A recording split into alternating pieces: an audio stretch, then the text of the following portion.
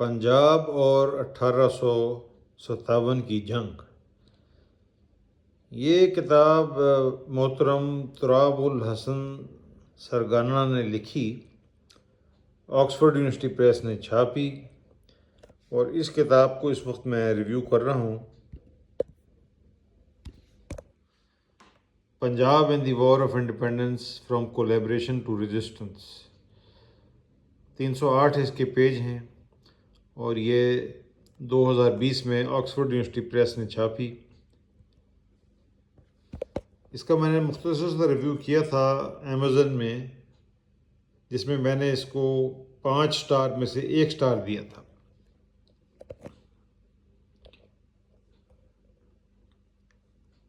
پنجاب کا جو رول تھا وہ 1857 میں ایک بہت ہی برٹش ایسٹ انڈیا کمپنی کی حمایت کرنے والے علاقے کا تھا۔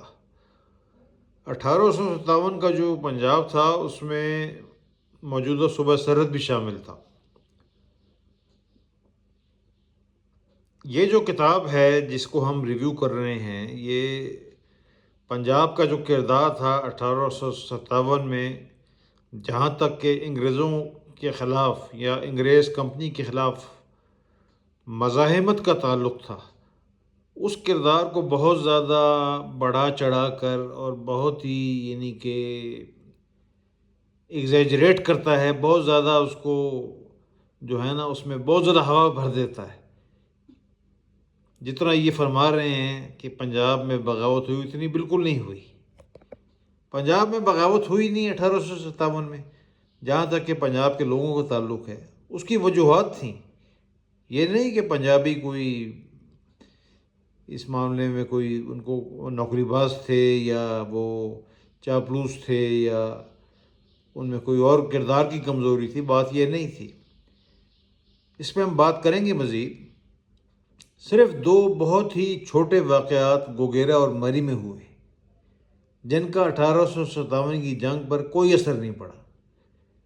بغاوت پنجاب میں ہوئی تھوڑی سی، یعنی گوگیرا بنگلہ میں، جس کو اب سائی والا آپ کہتے ہیں، اور مری میں، لیکن اتنے چھوٹے لیول کی تھی کہ اس کا کوئی 1857 کی بغاوت پر اثر نہیں پڑا۔ اب موصوف جو اس کتاب کے لکھنے والے ہیں، وہ دہلی کی جو جنگ ہے جس میں 70% انگریزوں کو کیجولٹی ہوئی، بندے انگریز مرے، اس کو وہ آپ کہہ لیں کہ اس کو سمجھتے ہی کچھ نہیں ہے۔ اب پنجاب کی جو وفاداری ہے اس کی ہم بات کرتے ہیں۔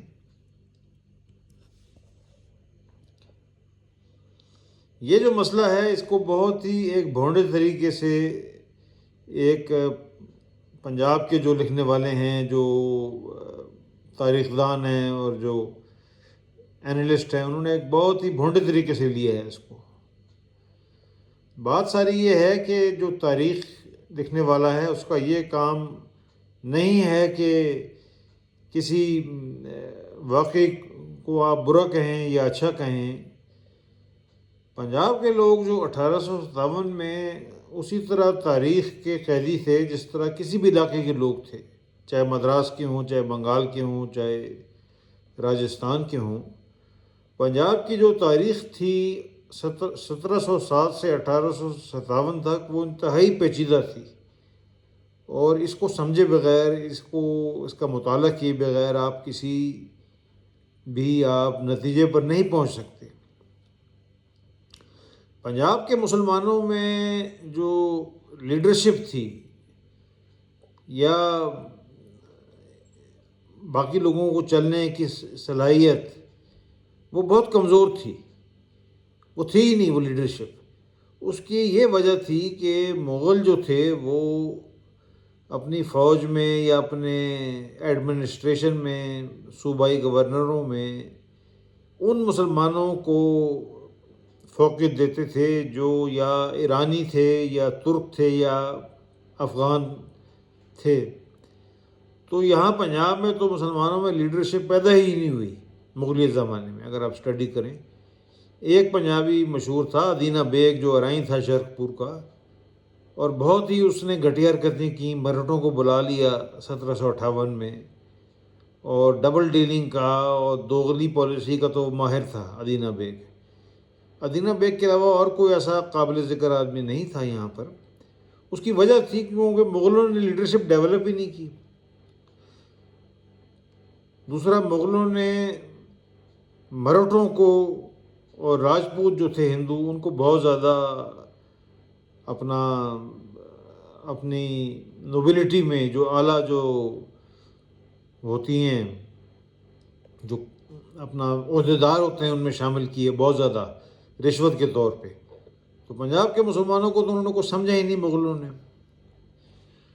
اب مغل جو آپ تاریخ کا مطالعہ کریں تو یہ ظاہر ہوتا ہے کہ پنجاب کے جو مسلمان تھے وہ ظاہر پرو اسٹیبلشمنٹ تھے، کیونکہ دہلی میں حکومت تو مسلمانوں کی تھی۔ یہ جو پنجاب کا علاقہ ہے یہ بہت خوشحال تھا، پانی کی کمی نہیں تھی، زراعت بہت زیادہ تھی۔ لیکن مغلوں نے ایک غلطی کی کہ انہوں نے سکھوں کے ساتھ جھگڑا شروع کر دیا۔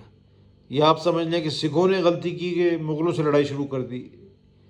اب مغل سکھ جنگ میں مغلوں نے سکھوں کو اتنا مارا کہ سکھ جو تھے وہ، ان کی ایسی کچھ ٹریننگ ہوئی کہ آپ دیکھیں کہ بھٹی میں تو پھر کندن بن کے نکلتا ہے نا لوہا جو ہے، تو وہ سکھ جو ہے ان کی بہت زیادہ ٹریننگ ہوگی، کیونکہ مغلوں نے مار کٹائی بہت کی، تو سکھوں میں لیڈرشپ بہت زیادہ آ گئی۔ حالانکہ 10% یا 9% تھے ٹوٹل پنجاب کا، اور آخر میں یہ پوزیشن ہوئی کہ سکھوں نے پنجاب اور فرنٹیئر دونوں پہ قبضہ کر لیا۔ تو یہ ایک بڑی عجیب و غریب صورتحال تھی کہ ایک اقلیت نے جو 9 یا 10% تھی، انہوں نے پورے پنجاب اور سرحد پر قبضہ کر لیا، جس میں پشاور، کوہاٹ، ڈیرہ اسماعیل خان، بنوں سب شامل تھے۔ تو ایسی کوئی بات نہیں ہے کہ صرف پنجاب کے پنجابی علاقے پہ قبضہ کیا، پورے انہوں نے صوبہ سرحد اور پنجاب دونوں پر سکھوں نے قبضہ کر لیا۔ اب ہم آگے چلتے ہیں۔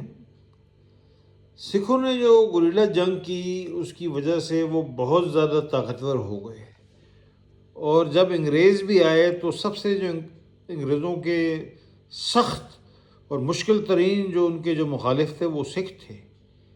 انڈیا میں اور کوئی نہیں تھا۔ سکھوں نے سب سے زیادہ سخت مخالفت کی انگریزوں کی، سب سے زیادہ سخت جنگیں لڑی، اور برٹش کمپنی کی فوج کے سب سے زیادہ بندے سکھوں کے ساتھ جنگوں میں مرے۔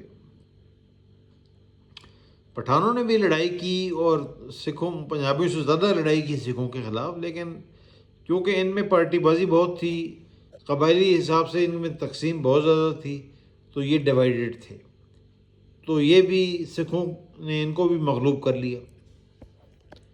اب ہم بات کرتے ہیں کہ اگرچہ مسلم میجورٹی میں تھے پنجاب میں، لیکن مغلوں نے یہ ضروری نہیں سمجھا کہ ان کو اہمیت دی جائے۔ اب جب تک کسی قوم پر دباؤ نہ ڈالا جائے، اس کو امتحان میں نہ ڈالا جائے، کس طریقے سے وہ اس میں سے اچھے لوگ نکلیں گے آگے، تو یہی پنجاب میں پوزیشن تھی، کیونکہ پنجابی مسلمان پہ تو کوئی دباؤ ہی نہیں تھا، تھے تو سکھ اور پنجابی مسلمان ایک جیسے قوم کے لحاظ سے، لیکن سکھوں پر مغلوں نے بہت دباؤ ڈالا، ان کو بہت رگڑا لگایا، تو وہ کندن بن کے نکلے۔ اور یہ جو موصوف تھے ہمارے مسلمان حضرات یہاں کے، ان پہ کوئی زیادہ ایسا کوئی نہ امتحان ہوا، نہ ان پہ زور ڈالا گیا، تو یہ بہت ہی آپ سمجھ لیں کہ پرامن رہے، لسی پیتے رہے، ان میں آپس میں بھی کوئی زیادہ اتحاد نہیں تھا، اور کوئی رول پلے نہیں کر سکے، سوائے ادینہ بیگ کہ آپ کو کوئی یہاں کا لیڈر نہیں ملے گا مسلمان۔ صورت یہ بنی کہ 1799 میں سکھ جو تھے وہ پنجاب اور صوبہ سرحد کے مالک بن گئے۔ 1823 میں انہوں نے افغانوں کو بھی پشاور سے نکال دیا۔ اب آپ نوٹ کریں کہ سکھوں نے وہی کام کیا جو میسور میں ایک اور اقلیت حیدر علی اور ٹیپو سلطان نے کیا تھا۔ میسور جو تھا وہ ہندو اکثریت کا علاقہ تھا، لیکن حکومت وہاں مسلمان کرتے تھے۔ اس کا مطلب ہے کہ کوالٹیٹیولی کوئی ان میں ایسی کوئی سپیریورٹی تھی، بہتر تھے تو وہی کام کرتے تھے۔ پنجاب میں بھی یہی پوزیشن تھی کہ سکھ اگرچہ اقلیت میں تھے، لیکن انہوں نے کنٹرول کیا، انہوں نے تمام قوموں کو ہرایا، اور پنجاب اور سرحد پر قبضہ کیا. تو یہ پنجاب میں پوزیشن چل رہی تھی. اب یہ ہے کہ سکھ جو ہے اگرچہ مسلمانوں کو پنجاب میں مکمل طور پہ ختم تو نہ کر سکے، لیکن انہوں نے کافی دبایا، کیونکہ مغلوں نے پہلے سکھوں کو بے دردی سے قتل کیا تھا. اس لیے سکھوں نے وہ بدلہ پنجاب کے مسلمانوں سے لیا اور یہاں انہوں نے حکومت کی. اب جب آپ یہ نوٹ کریں کہ جب کمپنی یہاں پر آئی، برٹش کمپنی، اس وقت یہ پوزیشن تھی کہ بادشاہی مسجد جو ہے استبل تھا، پاؤڈر میگزین تھا، اور اکثر پنجاب میں مسجدوں کی یہی حالت تھی. جب اب ایسٹ انڈیا کمپنی نے 2 جنگوں میں سکھوں کو ہرایا تو پنجاب اور جو سرحد کے مسلمان تھے انہوں نے ایسٹ انڈیا کمپنی کو ایک ہیرو کے طور پر اس کا خیر مقدم کیا، اس کو ویلکم کیا کہ سکھوں سے ہمیں آزادی دلائی ہے.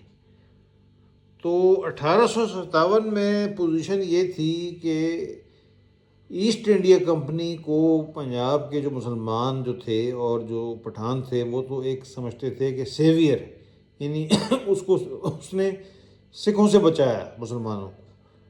اور سکھ بھی ایسٹ انڈیا کمپنی کے حق میں اس لیے تھے کیونکہ سکھوں کی فوج کو ایسٹ انڈیا کمپنی نے اپنی آرمی میں شامل کیا، سکھوں کے ساتھ ایک بڑا اعلیٰ سلوک کیا، ان کو زیادہ تنگ نہیں کیا. کئی مسلمان جن کی جائیدادیں سکھوں نے ضبط کر لی تھیں وہ ایسٹ انڈیا کمپنی نے واپس کی. تو پنجاب میں ہر قوم کو ایسٹ انڈیا کمپنی نے بڑے اچھے طریقے سے ان کے ساتھ ڈیل کیا. اور 1857 میں پنجاب میں ہر قوم انگریزوں سے مطمئن تھی. یہ 1857 میں پوزیشن تھی. لیکن سرگانہ صاحب یہ تلے ہوئے اس بات پر کہ یہ ثابت کریں کہ پنجاب میں بھی بغاوت ہوئی. بھائی پنجاب میں بغاوت اس صورت میں ہوتی اگر پنجاب کے لوگوں کو کوئی اعتراض ہوتا ایسٹ انڈیا کمپنی کے اوپر. وہ تو ایسٹ انڈیا کمپنی کو بڑا اچھا سمجھتے تھے، ایک ہیرو سمجھتے تھے وہ، چاہے مسلمان ہوں، چاہے پٹھان ہوں، چاہے سکھ ہوں. سکھ اس لیے اچھا سمجھتے تھے کہ سکھوں کے ساتھ اچھا برتاؤ کیا، ان کے ساتھ کوئی زیادتی نہیں کی. تو پنجاب کی جو وفاداری تھی 1857 میں اس میں ایسی کوئی معیوب بات نہیں تھی. لیکن سرگانہ صاحب چلے ہیں پنجاب کی حریت کا دفاع کرنے اور رائی کا پہاڑ بنا لیا آپ نے. یعنی جو احمد خان کھرل کا جو بغاوت تھی وہ تو بہت چھوٹی سی بغاوت تھی. بغاوت کو کس طرح جج کرتے ہیں آپ کہ کتنی فوج استعمال ہوئی، کتنے بندے مرے؟ انگریزوں کی 2 یونٹوں نے اس کو بغاوت کو ختم کیا، بہت کم بندے اس میں مرے. مری میں بھی یہ پوزیشن تھی، جو ڈھونڈوں نے عباسیوں نے بغاوت کی، بہت کم لوگ مرے.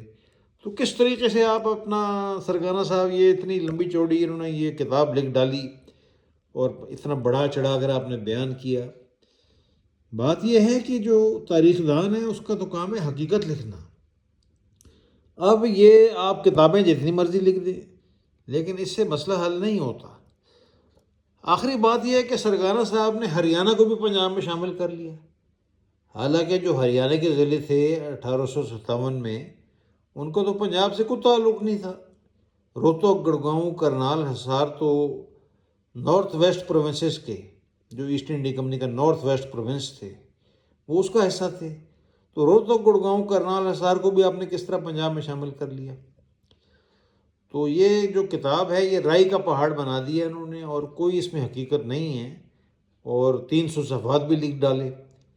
بھائی بات یہ ہے کہ بجائے یہ ثابت کرنے کے کہ پنجاب نے بڑی سخت بغاوت کی تھی، آپ یہ ثابت کریں جو کہ حقیقت ہے کہ 1857 میں پنجاب کے لوگ جو تھے وہ برٹش ایسٹ انڈیا کمپنی کو ایک اپنا مسیحا سمجھتے تھے جنہوں نے ان کو بچایا.